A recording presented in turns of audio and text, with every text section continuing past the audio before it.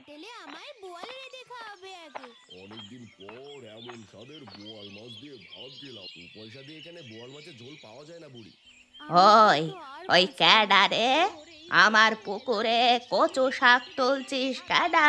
আজ থেকে তুমি আর ঠাকুমা, অল্প দামে আমি তুলছি সবাইকে গো। বোয়াল মাছ খাওয়াবে। এই কে? দেখো হরিলালজি, আমিটা কে? আমাকে শক্তি দিয়ে এই পাশের পাড়ায় বাড়ি। থেকে বন্দি করে ঠাকুমা, ফেলো। বাড়িতে যে রান্নার কিচ্ছু নেই, গরিব মানুষ আমি, তাই এই শীতে একটু কচু শাক তুলতে এসেছি। তুই এটা ঠিক করলি না। আমাকে জিজ্ঞাসা না করে আমার পুকুরে শাক তুলছিস? না বলে কারোর জিনিস নেওয়াকে চুরি করা বলে।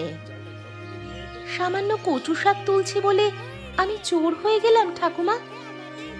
আরে বউ, এটা সামান্য নয়। বাজারে এই কচু শাক অনেক টাকায় বিক্রি হয়। বাজারে টাকা দিয়ে কিনতে পারবো না বলেই তো পুকুরের শাকটা তুলতে এসেছি। সবাই নাকি আমি রোজ এই কচু শাকগুলো বাজারে নিয়ে গিয়ে বিক্রি করি। শীতের সময় বিক্রি করে কিছু টাকা পাই। বুঝতে পেরেছি ঠাকুমা, আমি তো কচু শাকের টাকা দিতে পারবো না। তোমার পুকুর থেকে কচু শাক তুলেছিলাম, এই নাও। কিরে মহেশ, মাছ কেমন ধরলি? কিছু কি জালে আটকালো?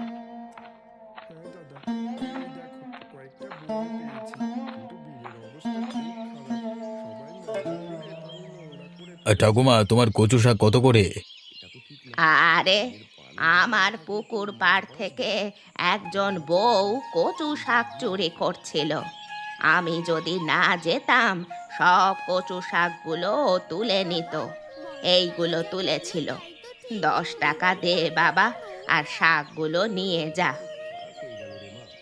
আমাদের গ্রাম অথচ আমরা এই বিলটা নষ্ট করছি। লক্ষ্য রেখো তোমার পুকুর, কেউ না কেউ তোমার পুকুর থেকে মাছও চুরি করে নেবে। এত কষ্ট করে ঠিক বলেছিস শ্যামা। দেখোই না, কিছু উঠলেও তো উঠতে পারে।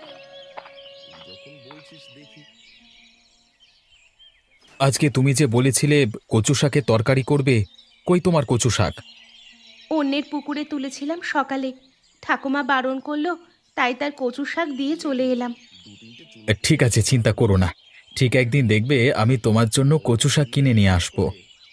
আমি নিজের কথা ভাবি না গো, তোমার আর বাচ্চাটার কথাই ভাবি। এত অভাব, তাই আর ভালো লাগে না। একটু সুস্থ হলে কাজে ঢুকে যাব। শুধু তুমি বাচ্চাটাকে একটু দেখে রেখো, হ্যাঁ? মেয়েটা আমাদের স্বপ্ন। আজ তোমাকে ডাক্তারের কাছে নিয়ে যাব, তোমার রক্ত পরীক্ষা করে ডাক্তার ওষুধ দেবে। তুমি ঠিক